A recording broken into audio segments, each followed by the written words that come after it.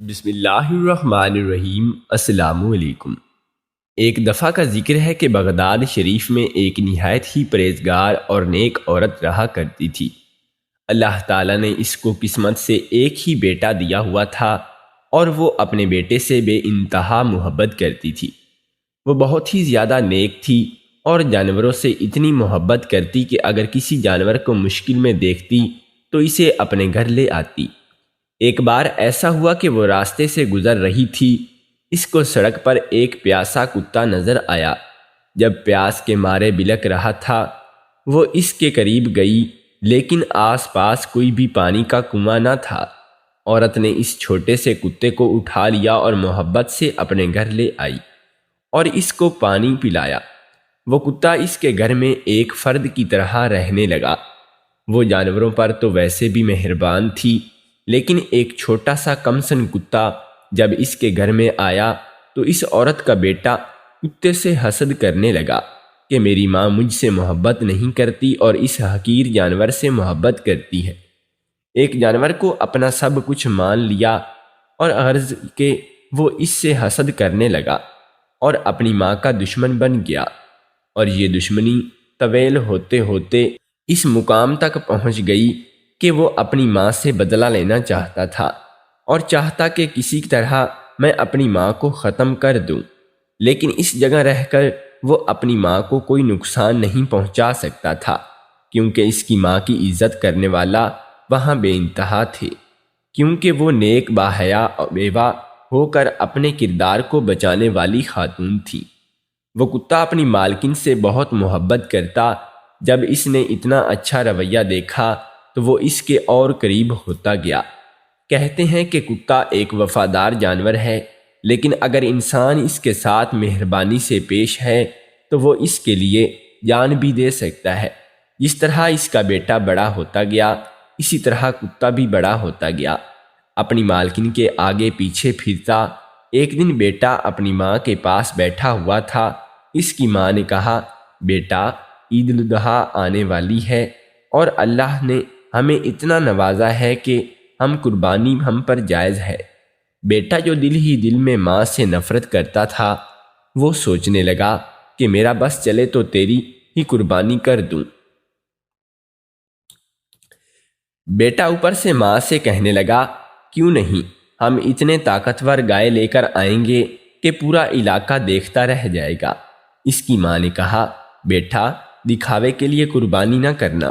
قربانی تو خالص اللہ تعالیٰ کی خوشی کے لیے کی جاتی ہے، اور اللہ کے پاس ہمارے جانوروں کا گوشت یا خون نہیں ہوتا، بلکہ ہماری نیت جاتی ہے، اور وہ جانور ہمارے حق میں اللہ تعالیٰ کے حضور انشاءاللہ دعا کریں گے۔ عید کے دن بہت قریب آ گئے تھے اور بیٹا دل ہی دل میں پریشان تھا کہ مجھے کس طرح اپنی ماں کو اس گھر سے نکالنا ہے۔ اس کی بیوی نے بجائے اس کو سمجھانے کہ تم اپنی ماں کے لیے ایسے گستاخانہ الفاظ استعمال نہ کرو، بلکہ اس کو اور آگ لگا کر کہا کہ میرے پاس ایک ترکیب ہے۔ اس نے کہا، بتاؤ۔ بیوی کہنے لگی، جس دن گائے کی قربانی ہوگی اس دن تم اپنی ماں کی گردن پر چھری پھیر دینا، تم کسائی کو نہ بلانا اور گائے کو خود ذبح کرنا۔ ہم خاموشی سے اسی گھر میں جو کہ ایک تہہ خانہ ہے وہاں جا کر تمہاری ماں کی لاش کو دفنا دیں گے اور کسی کو پتہ بھی نہیں چلے گا۔ اگر ایسا ہو جائے تو کیا بات ہے، ساری جائیداد جو اس کے نام ہے وہ میرے پاس آ جائے گی۔ عید کا دن آ گیا۔ وہ نماز پڑھ کر آیا اور کہنے لگا کہ ماں، مجھے گائے کی قربانی کرنی ہے، مجھے اجازت دو۔ ماں نے کہا، بالکل شروع کر دو اور سنت کو زندہ کرو، اللہ تعالیٰ اس قربانی کو قبول کرے۔ بیٹا دل ہی دل میں ہنس رہا تھا اور بہو بھی قریب کھڑی تھی۔ گھر کو چاروں طرف سے اس نے بند کر دیا تاکہ کوئی بھی اس کی ماں سے ملنے نہ آ سکے۔ جو کوئی بھی آتا دروازہ کھٹکھٹا کر چلا جاتا۔ اب وہ پوری طرح سے تیار تھا کہ گائے کی قربانی کرے۔ اس کی ماں ایک طرف کھڑی تھی۔ اس نے ماں سے کہا، ماں، تم ذرا قریب آؤ اور آ کر گائے کے سر پر ہاتھ پھیر دو۔ ماں پیار سے اپنے کتے کو دیکھ رہی تھی، اور بڑی عجیب بات تھی کہ کتا بڑا بے چین ہے اور اپنی مالکن کے آگے پیچھے پھر رہا ہے۔ اس کے آگے آ کر اپنا سر اس کی ٹانگوں سے رگڑ رہا ہے، اور اس نے کہا کیا ہوا، تو اتنا پریشان کیوں ہے؟ کتا اپنی مالکن کو روکتا اور آگے بڑھنے سے روک لیتا کہ نہیں، اپنے بیٹے کے پاس نہ جاؤ، لیکن ماں اپنے بیٹے کے کہنے پر پیار سے چلتی ہوئی اس گائے کے قریب آ رہی تھی جس کی انہوں نے قربانی کرنی ہے۔ کتا روکتا رہ گیا، لیکن ماں اپنے بیٹے کے پاس آ گئی۔ جیسے ہی بیٹے نے گائے کی گردن پر چھری چلائی اور وہ تڑپنے لگی، خون کھولنے لگا، اسی وقت جیسے ہی اس کی ماں جھکی، اس نے اپنی ماں کی گردن پر بھی چھری چلا دی۔ ایک طرف گائے تڑپ رہی تھی اور دوسری طرف اس کی ماں تڑپ رہی تھی۔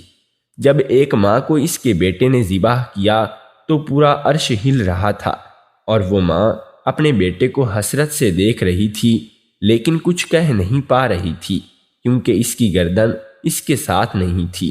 وہی تڑپ تڑپ کر ماں نے کلمہ پڑھا اور دم توڑ گئی۔ لوگ پریشان ہو گئے کہ یہ کتا کبھی بھونکتا نہیں تو تھا، لیکن آج اتنا بھونک رہا ہے کہ جیسے کسی نے شدید ظلم کیا ہو۔ اس کی بیوی نے اشارہ کیا کہ اس کتے کو بھی مار ڈالو۔ اس نے اسی وقت اس کتے کی گردن پر چھری چلا دی۔ چھری اتنی تیز تھی کہ 1 منٹ بھی نہ لگا اور وہ کتا بھی دم توڑ گیا۔ اب وہ اپنی بیوی سے کہنے لگا کہ ذرا اس گائے کا خیال رکھنا، میں اپنی ماں اور کتے کو نیچے تہہ خانے میں دفنا کے آتا ہوں۔ وہ گناہ عظیم کر چکا تھا اور یہ سوچ رہا تھا کہ اب اس کی زندگی عیش و عشرت میں گزرے گی، لیکن نہیں، اسی رات اس پر عذاب کا سلسلہ شروع ہوا۔ وہی کتا جو اپنی مالکن سے بے انتہا محبت کرتا تھا اس کے خواب میں آنے لگا۔ اس کے خواب میں آ کر وہ زور زور سے بھونکتا اور کہتا کہ تم نے اپنی ماں پر جو ظلم کیا ہے تمہیں کبھی اللہ معاف نہیں کرے گا۔ تیری قربانی قبول نہیں ہوئی، تیری قربانی کو تیرے منہ پر مار دیا گیا ہے۔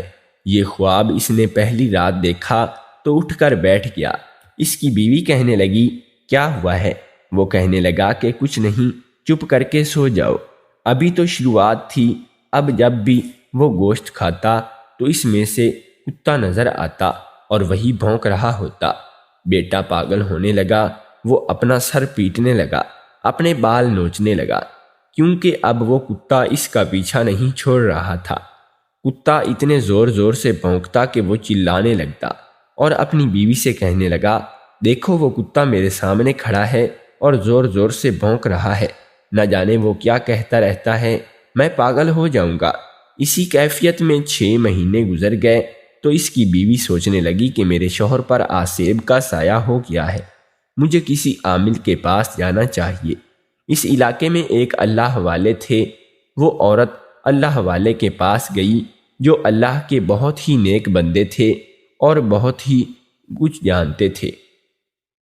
جیسے ہی وہ اپنے شوہر کو لے کر اس اللہ والے کے پاس گئی تو اس نے کہا کہ اس کو لے کر باہر چلی جاؤ، اندر اس کو مت لانا، اس کے قدم اس پاک جگہ پر نہیں پڑنے چاہیے، تم دونوں شیطان ہو اور یہی باہر کھڑے رہو۔ اللہ والے کہنے لگے تمہارے ساتھ جو مسئلہ ہے وہ میں سمجھ گیا ہوں، لیکن اس کام کے لیے تمہارے گھر جانا پڑے گا۔ عورت کہنے لگی کیوں حضرت، وہاں کیوں جانا پڑے گا؟ اللہ والا کہنے لگا کہ جنات وہاں آپ کے گھر میں ہیں، اسی لیے وہاں جانا پڑے گا۔ عورت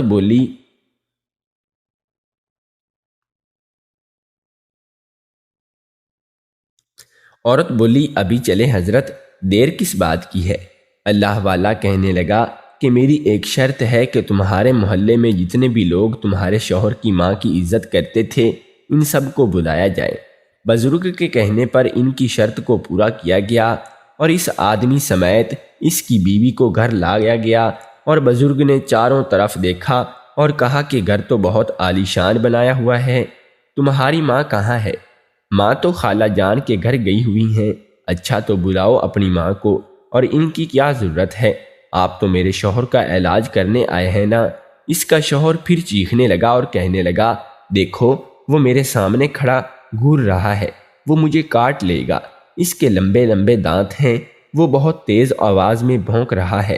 بزرگ نے کہا کہ بلاوا اپنی خالہ کو، اور اس نے کسی آدمی کو بھیجا اور اس کی خالہ کو بلایا۔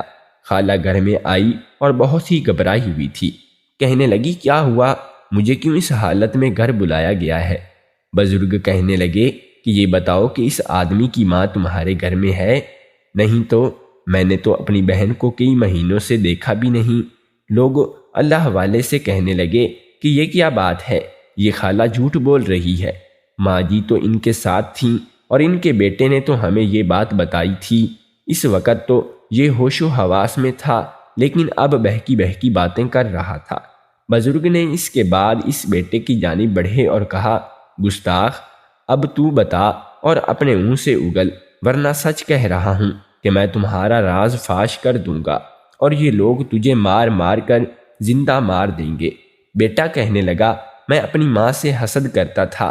میری ماں نے ایک کتا رکھا ہوا تھا اور وہ مجھ سے زیادہ اس کتے سے محبت کرتی تھی، اسی لیے میں اپنی ماں سے حسد کرتا تھا، اور وہ کتا ہر وقت میری ماں کے آگے پیچھے پھرتا رہتا تھا اور مجھے زہر لگتا تھا۔ مجھے نفرت تھی ان دونوں سے، اسی لیے میں نے قربانی کے دن ہی جب گائے ذبح کی تو میں نے اپنی ماں کی گردن پہ بھی چھری پھیر دی اور کتے کی گردن پہ بھی کاٹ دی۔ میں نے اس کتے کو اس ماں کو ایک جگہ ساتھ دفن کر دیا ہے، اور میری ماں ابھی زندہ تھی اور سانسیں کچھ چل رہی تھیں، لیکن پھر بھی میں نے اس کو دفن کر دیا۔ پھر وہ ان سب کو کمرے میں لے آیا اور وہاں پر ایک فرش تھا جو تھوڑا سا ابھرا ہوا تھا، اور اس فرش کو وہ کھودنے لگا اور کہنے لگا کہ یہ دیکھیں، یہ ہے میری ماں اور یہ ہے وہ کتا۔ بزرگ نے اس کی ماں کی لاش کو باہر نکلوایا اور اس کی نماز جنازہ ادا کی گئی، اور اس عورت کا جسم 6 مہینے ہو گئے لیکن بالکل ٹھیک تھا اور کوئی بھی کیڑا نہیں پڑا تھا۔